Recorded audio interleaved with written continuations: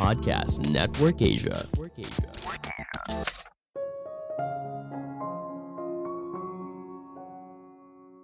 Sebuah ikatan yang bermakna bisa berasal dari satu momen yang membuat kita merasa cocok satu sama lain.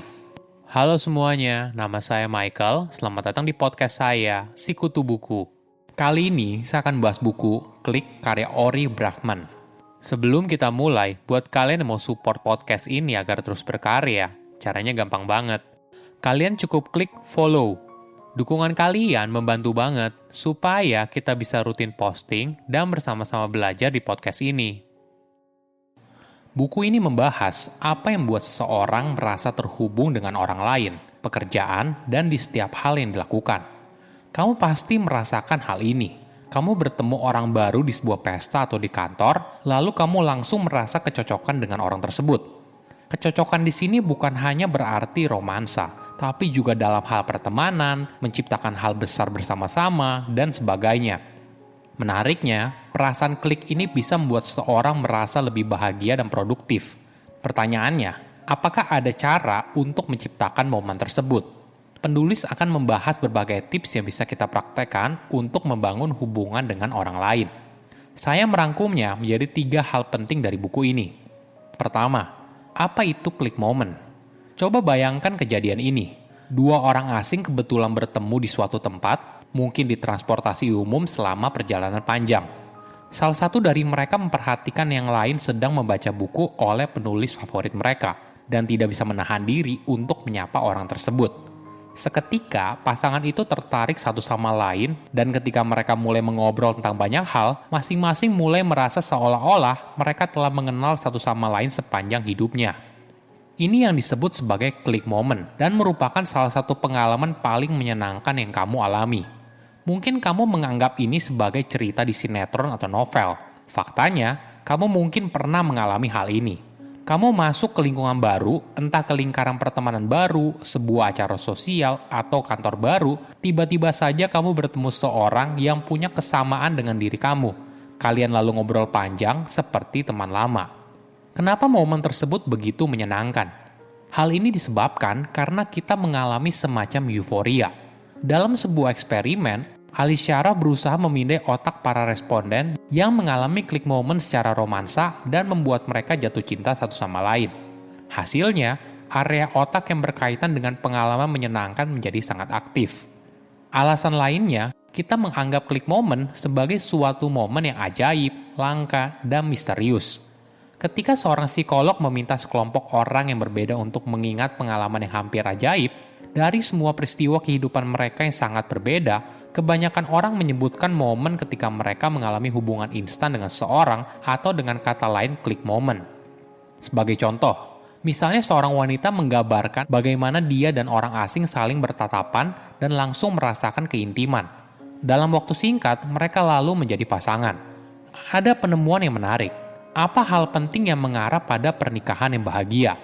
Apakah karena kedua orang itu sangat menyukai satu sama lain, memiliki banyak minat yang sama, atau mungkin hal ini karena cinta pada pandangan pertama? Ketika para psikolog berusaha menjawab hal ini, mereka menemukan korelasi yang mengejutkan. Pasangan menikah yang merasakan klik moment saat pertama kali bertemu memiliki pernikahan yang lebih bergelora. Dalam sebuah studi, peneliti membandingkan pasangan dengan kisah romansa yang berbeda, dari yang dulunya adalah teman, hingga pasangan yang merasakan jatuh cinta pada pandangan pertama. Hasilnya, bahkan setelah 25 tahun menikah, pasangan yang mengalami cinta pada pandangan pertama memiliki pernikahan yang penuh gairah.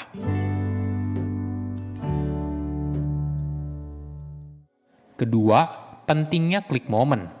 Klik moment tidak hanya terjadi dalam hal romansa, namun juga bisa meningkatkan kinerja dalam sebuah tim. Coba bayangkan sebuah kondisi di mana setiap anggota tim berada dalam hubungan yang dekat satu sama lain.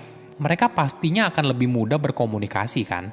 Bukan hanya itu, apabila ada masalah yang muncul, mereka bisa mendiskusikannya dengan cara yang lebih positif dan konstruktif.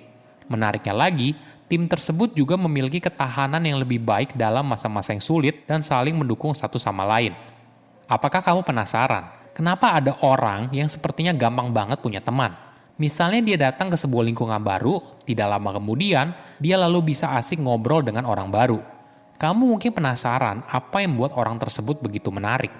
Alasannya bukan karena fisik dan sebagainya, namun pada keahliannya untuk bisa berbaur pada situasi sosial apapun yang mereka hadapi.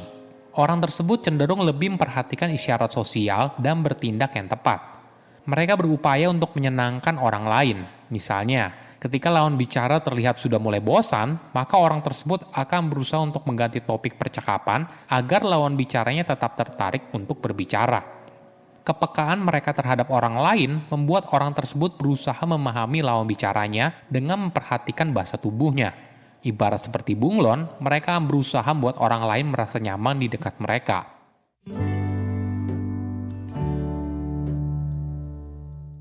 Ketiga, menciptakan klik momen. Bagaimana cara menciptakan klik momen? Ada 3 poin penting yang menurut saya paling berpengaruh, yaitu vulnerability, proximity, dan similarity. Kita bahas satu persatu ya.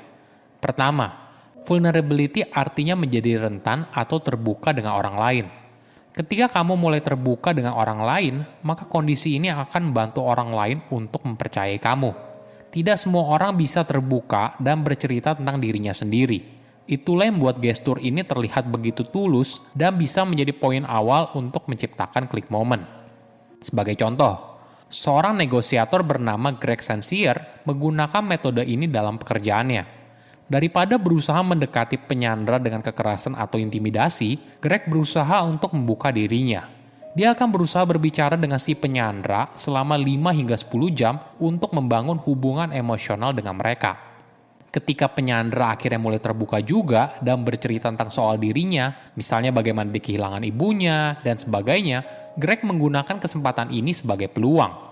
Dia lalu berusaha membagikan kisah yang serupa dan membangun kepercayaan di tengah kondisi yang mencekam.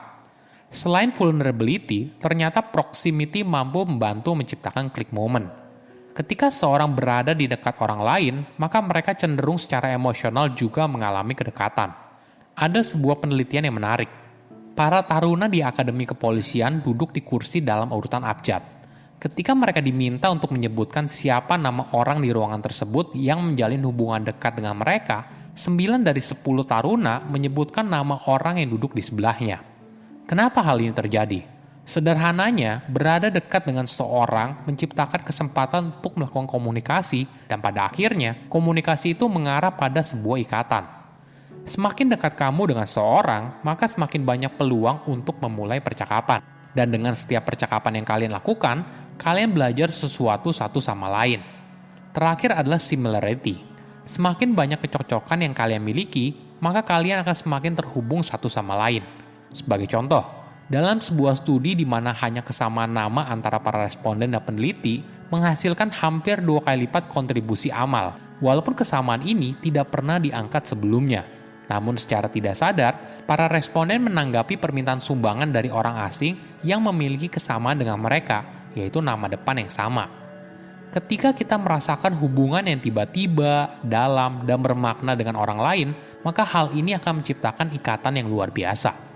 Saya undur diri, jangan lupa follow podcast Sikutu Buku. Bye-bye.